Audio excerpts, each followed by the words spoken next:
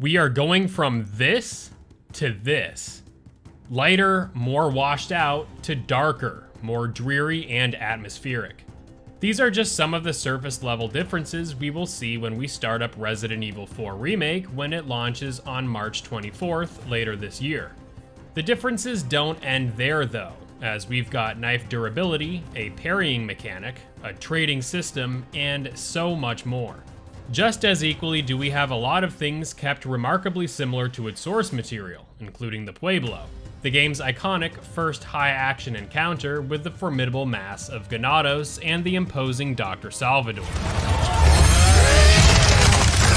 In this video, we are going to sift through all the footage we've got of the game to piece together just how similar yet different the opening moments in Resident Evil 4 Remake are when compared to its original. With Capcom claiming that all original areas of the game are going to be present in the remake, could the similarities and differences represented in the opening moments of the game be a sign of what we can expect later on in the remake? We'll have to see more to find out, but let's first dive into what we know here in the opening moments of RE4. Just want to say there will be spoilers for the opening moments of the game, so if you want to go in completely blind, you can make the decision to watch further if you choose. The original RE4 opens with Leon in a police car, with two policemen transporting Leon to a remote village in the Spanish countryside, before having players take control of Leon along this passageway that leads to the first house here, holding the very first encounter in the game. In the remake, according to those who were invited to play the opening moments of the game, the first cutscene plays very differently. Although they weren't allowed to disclose the big details of the opening cutscene, they just referred to it as a way that gave some context to Leon's military background. Hopefully we get more background exposition in general in this remake, especially of the island section with Jack Krauser, as the original lacked good context for his beloved character. Tangent aside, we finally see the player navigate Leon through a path that has much more vegetation and is decidedly darker. It looks like the setting of the opening moments are right around or just after dawn, with the sky very much still casting ominous, dark shadows across this more densely packed opening area. This opening in the remake is also greatly extended, tasking the player of walking through a longer, albeit linear section of forest, crossing under some barbed wire until we see the iconic first house hosting the first Ganado encounter. In the original, it's a pretty fast and short walk to the cutscene that triggers the encounter, whereas the remake sports a larger house with more hallways to traverse to get to the cutscene. You can obviously spot the remake's details in the house conveying a state of disrepair and negligence, a stark contrast to the sparsely populated and brightly lit structure in the original. Although we don't see the cutscene play out in the remake, we can expect it to follow similarly to the original. Now, where we see another great deviation of the two games is how things play out immediately after the first Ganado scene. In the original, we have the staircase leading to the second floor where Leon jumps out of a window, and while we don't have Leon doing that here in this remake, at least not yet, the game takes us downstairs into a decrepit cellar. Full of bones and nooses scattered about, this scene ramps up the horror and tension as Leon navigates throughout this chilling basement, before coming into contact with the body of one of the police officers. It's a brief cutscene, but one that further pushes the notion that this remake is opening up with more of an atmospheric horror vibe than the eerie opening of the original. Later on, before ascending some stairs, Leon encounters what is said to be the original Ganado encountered earlier on in the house, the one with the neck snapped. Even the Ganado designs, especially this unfortunate fellow, are much more sinister looking when compared to the original. We then find Leon upstairs where we can see Leon crouching, a point where players are introduced to the stealth mechanic. Although those who previewed the game did say that this was completely optional, they did mention that Leon can get a stealth kill when approaching enemies from behind. As more Ganados are attempting to break into the house, Leon enters a room at the far end of the hallway where even more context surrounding the game's plot is given to the player.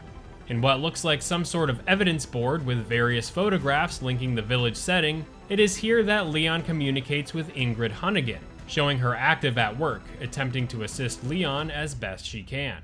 She has a complete character model this time around. showing her communication with Leon in a much more cinematic way as opposed to the radio portraits we got in the original game. It is said here that this cutscene provides Leon with more intel about the whereabouts of the president's kidnapped daughter, Ashley, that Leon is actively trying to rescue. The communication is cut short when a group of Ganados force their way into the room, and before they can cut down Leon, Leon quickly gets out of the way and jumps out the window, with as much flair and style as he did in the original game. I'm super happy to see this over-the-top stuff reappearing here in the remake, and it looks to be handled really well and with great care. Moving on, we've got a few more differences to point out before Leon gets to the Pueblo, the village center. In the original, we come across a wolf that we can rescue in a bear trap that eventually comes to the player's assistance during the El Gigante fight further into the village section in Chapter 2. After fighting some enemies, Leon would cross a rickety bridge over a river and then approach the Pueblo. Instead, the order of the events is completely different in the remake. The remake instead puts the bridge immediately following our escape from the first house, and upon crossing the bridge, we have a run-down shack with an item barrel outside of it. Inside the shack is the very first typewriter. Now the footage here mysteriously cuts to what happens outside of this shack following the typewriter, and it looks like the sun is now up, casting much more light onto the area, which is more akin to the original's color palette. Here we find a rather grisly scene with an already dead wolf, as opposed to the original where we have the option to free it. Rummage through some more shacks and under a downed tree, and we come across two Ganados that we can mow down. We can see the roundhouse kick in full effect here, a staple of the original game. After these two Ganados, it's time to enter the village proper, the Pueblo. We have seen this gameplay section here in detail, so I don't need to remind you how similar it is to the original game in this remake. All buildings are there and in their appropriate spots, just as we remembered.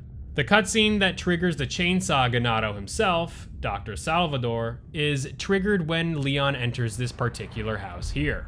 It's all similar here on out with this Pueblo section, although we are introduced to some new mechanics not seen in the original. We can now set the cow ablaze with the lamp above it in the barn. We see a scripted event with a chainsaw man cutting down the walkway above the house to create an additional access for Leon to get to the upper levels of the house, and we can now parry the chainsaw Ganado at the expense of our knife's durability. I cover the parry mechanic in depth in the previous video I made covering the game's gameplay changes, linked here in this card on your screen if you'd like to view it. Other than the surface value changes we see with the much better graphics, the ability to aim and move simultaneously, and other noticeable changes, the Pueblo area ends just as it did in the original game, with Leon dropping the now famous, or infamous, bingo line. So this entire first 15 to 20 minute section of the opening of Resident Evil 4 Remake has some clear similarities and big changes to it over the original. The remake sports much larger sections of entirely new segments before we reach the first Ganado house, along with many more rooms to it, more cutscenes to flesh out the context of the game, and instills the player with a more deeply rooted horror vibe. What we've seen thus far with the remake is very promising news for fans who want a familiar, yet revamped experience through the game's massive campaign, and what lies beyond Pueblo is yet to be seen. What do you all think about the changes done to the opening sections of the remake? Let me know your thoughts below in the comments, good people.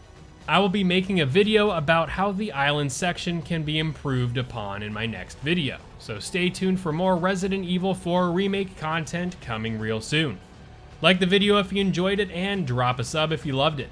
Watch this video here for a deep dive of the game's redone combat and new features, and I look forward to seeing all you good people in the next video. Peace!